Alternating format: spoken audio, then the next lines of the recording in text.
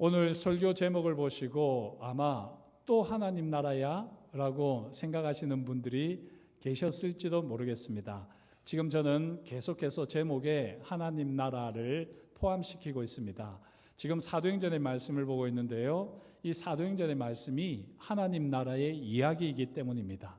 사도행전 1장 3절 말씀을 보시면, 그가 고난받으신 후에 또한 그들에게 확실한 많은 증거로 친히 살아계심을 나타내사 40일 동안 그들에게 보이시며 하나님 나라의 일을 말씀하시니라. 사도행전 28장 30절 31절 말씀입니다. 바울이 온 이태를 자기 셋집에서 머물면서 자기에게 오는 사람을 다 영접하고 하나님의 나라를 전파하며 주 예수 그리스도에 관한 모든 것을 담대하게 거침없이 가르치더라. 지금 사도행전 처음 시작과 마지막 끝을 보았는데요, 사도행전은 시작부터 끝까지 하나님 나라에 대한 이야기입니다. 하나님 나라가 무엇이라고 했습니까? 왕이신 예수 그리스도께서 다스리시는 곳, 다스리시는 순간, 이것이 바로 하나님 나라라고 말씀을 드렸습니다. 예수님을 왕으로 모시면서 경험하는 모든 순간들이 다 하나님의 나라입니다. 그렇다면 왕이신 예수님이 다스리시는 하나님의 나라를 우리가 어떻게 경험할 수 있을까요? 사도행전 1장 3절과 28장 31절을 다시 한번 떠올려 보시면, 하나님의 나라는 예수님의 십자가와 부활을 믿는 것으로부터 시작됩니다. 예수님께서 어떻게 만왕의 왕이 되시겠습니까? 그것은 바로 예수님께서 십자가에서 죽으시고 3일 만에 부활하셨기 때문입니다. 예수님은 모든 인류의 죄를 지시고 십자가에서 돌아가셨지요. 우리 주님께서 우리의 죄의 문제를 직접 해결해 주셨습니다. 주님 외에 우리의 죄의 문제를 해결해 주실 수 있는 사람은 이 세상에 그 누구도 없습니다. 오직 만왕의 왕이신 예수님만이 우리의 죄의 문제를 해결해 주실 수 있습니다. 죄의 문제를 해결하면 끝입니까? 우리 인생이 그렇게 쉽지 않지 않습니까? 우리 인생에 온갖 죄의 문제가 해결되어도 그거보다 더 큰 문제가 있습니다. 인생에서 가장 큰 문제는 무엇입니까? 바로 죽음의 문제 아니겠습니까? 죽음의 권세 앞에 모든 생명체는 무릎을 꿇을 수밖에 없습니다.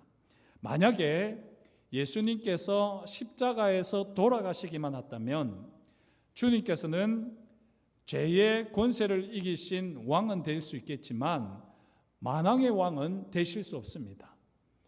우리 주님께서 만왕의 왕이 되실 수 있는 것은 십자가에서 우리 죄의 문제를 해결하셨을 뿐만 아니라 사망의 권세를 이기시고 사망의 문제를 해결해 주셨기 때문입니다.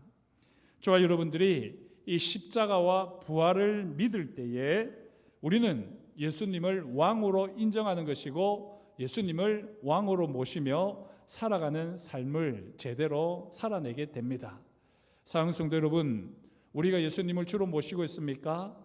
주로 모셔야 되는 이유가 무엇이라고요? 십자가에서 우리 죄를 해결하셨기 때문에, 부활을 통해서 사망 권세를 깨뜨리시고 사망의 주가 되셨기 때문에 우리는 예수 그리스도를 주로 고백하며 왕으로 모시며 살아갑니다.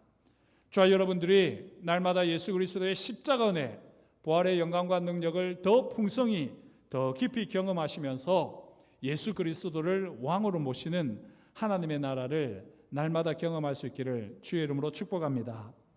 오늘 말씀을 보면요, 베드로가 전한 하나님 나라, 이 나라가 두 가지 사건으로 나타나고 있습니다. 놀라운 사건들입니다.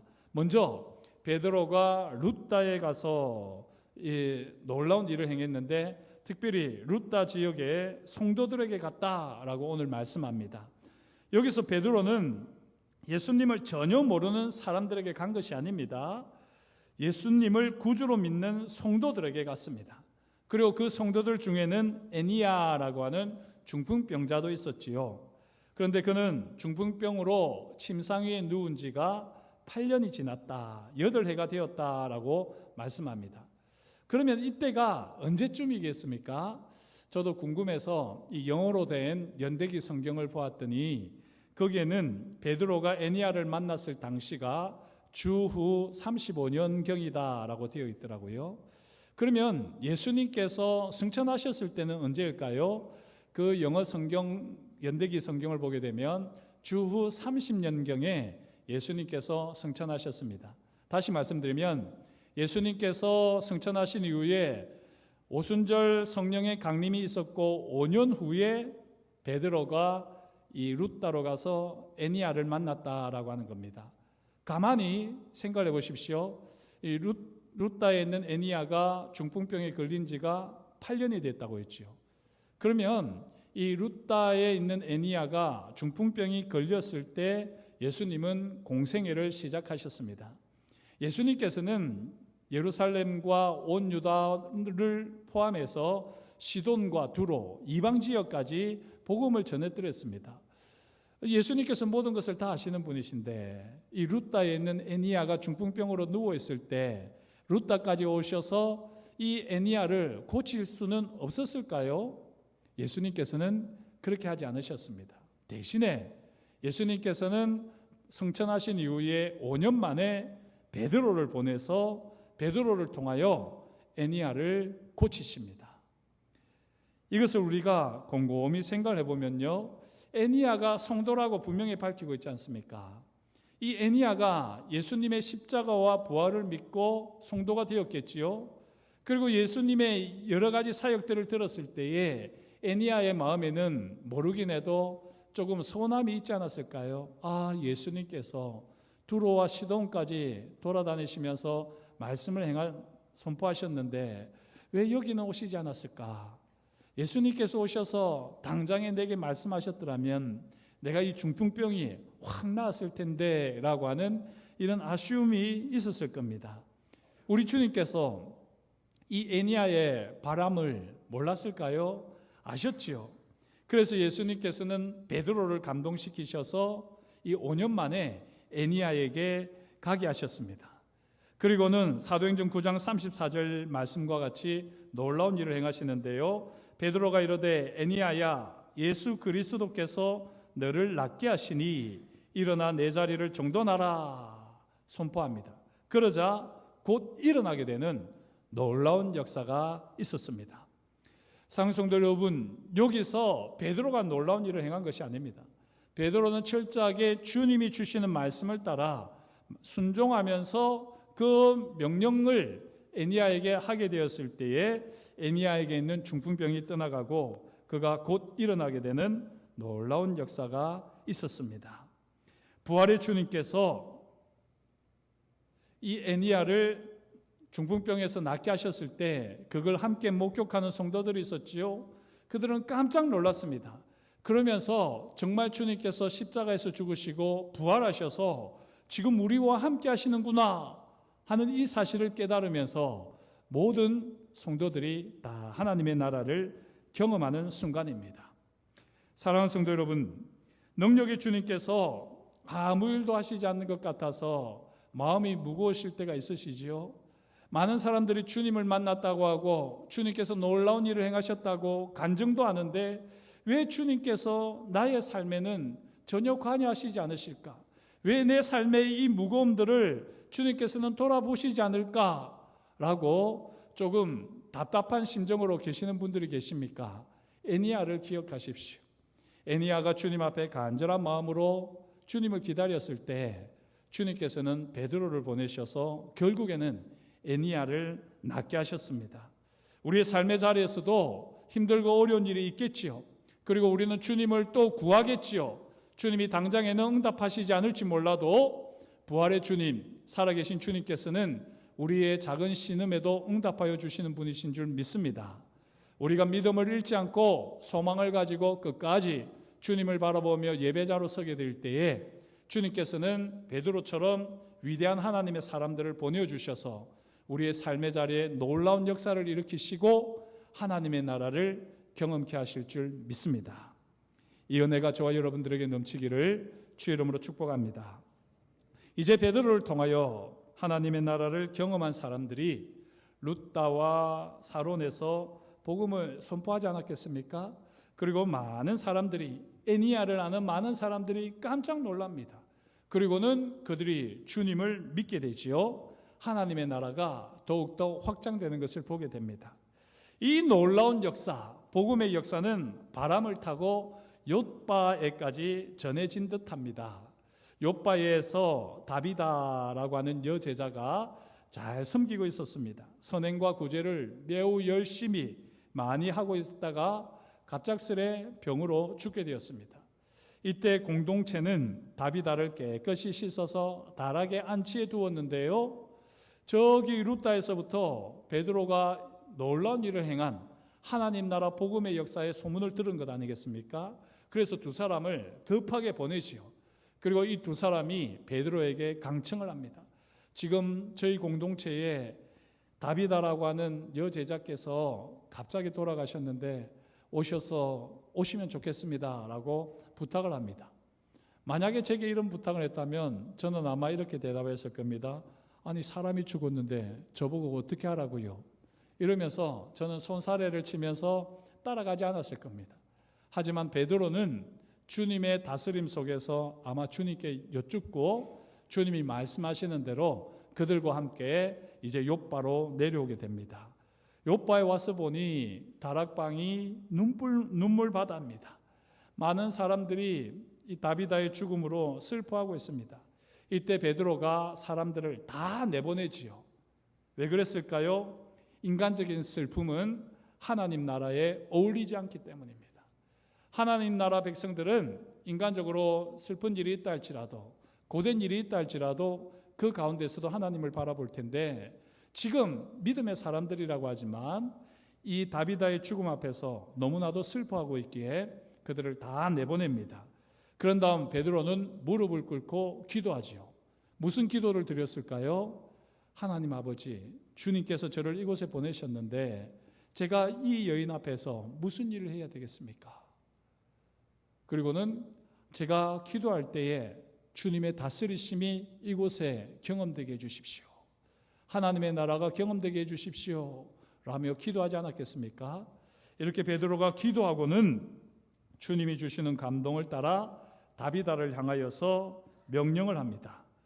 다비다야 일어나라. 다비다야 일어나라.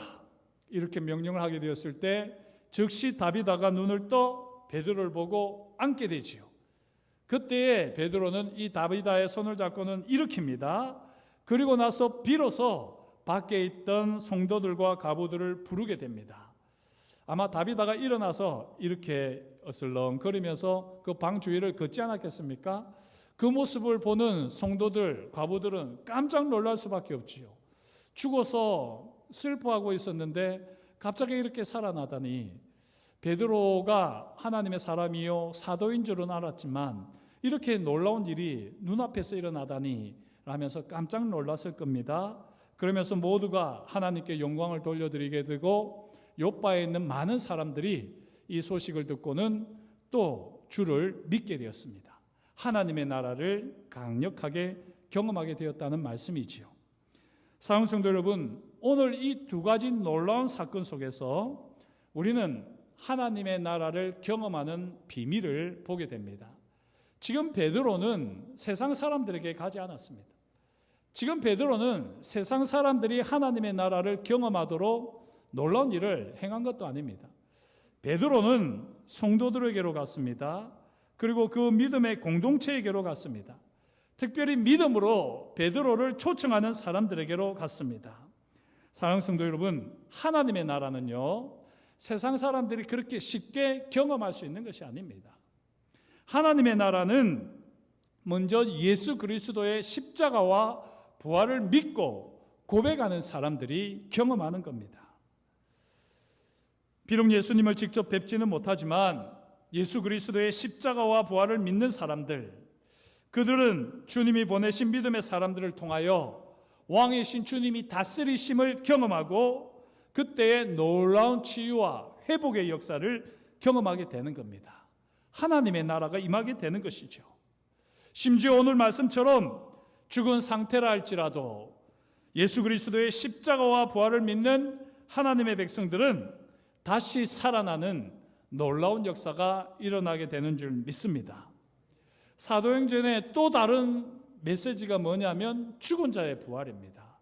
이 죽은 자의 부활에 대해서 말씀드릴 것이 많습니다만 분명한 것은 죽은 자들도 다시 살아나는 것이 하나님 나라의 최고의 절정입니다. 바라기는 저와 여러분들의 삶의 자리가 어떤 자리든지 우리가 주님이 왕이시고 우리를 다스리심을 믿고 예수 그리스도의 십자가와 부활을 의지하여 살아가게 될 때에 우리 삶의 자리에 하나님의 나라가 임하게 될 줄 믿습니다. 모든 삶의 고통들, 어려움들, 두려움들, 의심, 실망, 좌절까지 다 떠나가게 되고 심지어는 거의 죽은 것과 같을 때 그때 다시 살아나는 하나님의 놀라운 능력을 경험하는 저와 여러분이 될 수 있기를 주의 이름으로 축복합니다. 어떻게 베드로를 통해서 죽은 자가 다시 살아나는 이 놀라운 일이 일어납니까? 우리 주님께서 이렇게 하셨다면 모르겠는데 어떻게 베드로를 통해서 죽은 자가 다시 살아나는 이 놀라운 일이 일어납니까? 왜 이렇지요? 부활의 주님께서 다스리시기 때문입니다. 부활의 주님께서 베드로에게 말씀하셨고 베드로를 통해서 주님께서 역사하시기에 죽은 자도 다시 살아나는 놀라운 일이 일어났습니다. 만왕의 왕이신 주 예수 그리스도께서 모든 만물을 다스리시며 명령하시기에 그 명령에 순종하는 사도 베드로를 통하여 죽은 자가 다시 살아나는 놀라운 역사가 일어났습니다. 베드로는 하나님의 나라를 선포하고 경험케 하는데 귀하게 쓰임 받습니다. 주님께서 부활하셔서 승천하신 이후에 지금 이처럼 귀하게 쓰임 받는 인물은 없습니다. 지난주에 우리가 사도 바울을 봤었는데요, 아직 설익은 사도 바울이었기 때문에 그가 예수를 선포하지만, 예수를 주라고 고백하지만 사람들은 전혀 믿지 않았더랬습니다. 하지만 오늘 베드로는 세상 사람들보다도 오히려 믿는 사람들에게 갔지요.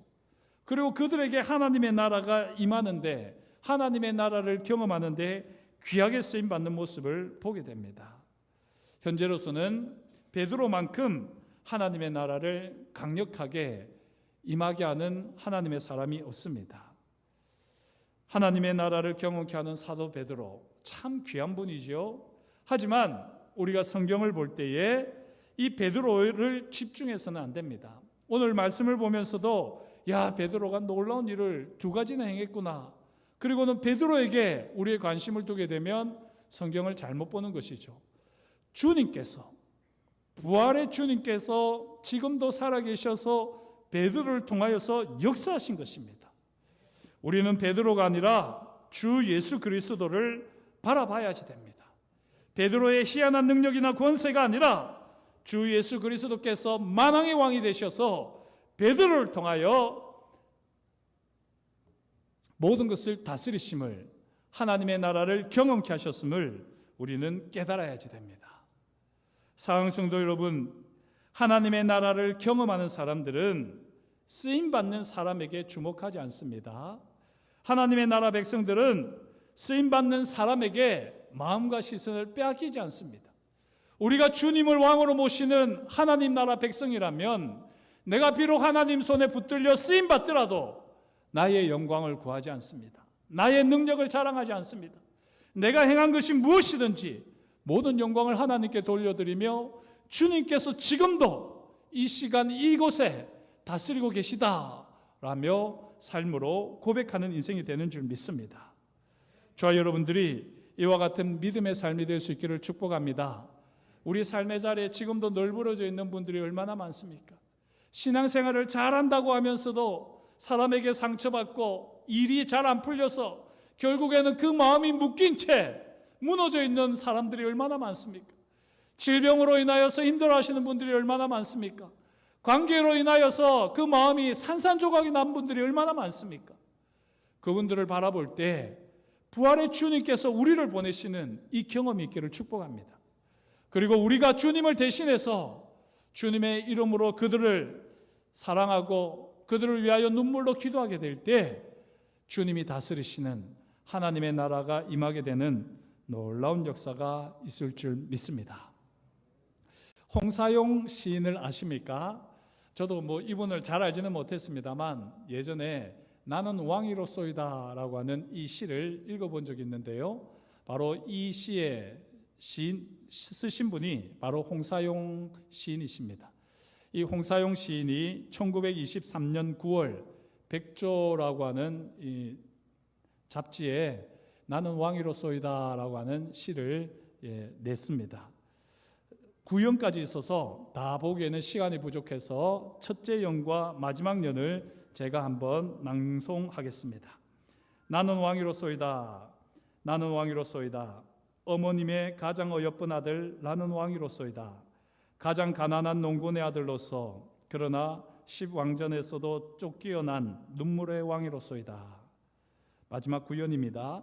나는 왕이로소이다. 어머니의 외아들 나는 이렇게 왕이로소이다. 그러나 눈물의 왕, 이 세상 어느 곳에든지 서름이 있는 땅은 모두 왕의 나라로소이다. 이 시를 읽어보면요, 나는 왕이로소이다 외치는 한 사내는 오직 어머니로부터만 왕으로 인정을 받습니다. 다른 그 누구도 왕으로 인정하지 않습니다. 그래서 스스로 눈물의 왕이다 라고 고백을 하지. 나는 왕이로소이다 라고 하는 이 외침이 너무나도 무기력하고 구슬프게 들립니다. 이 시는 일제강점기 3.1 운동의 실패로 좌절의 아픔을 겪고 있는 그 상황을, 그 심정을 그려낸 시입니다.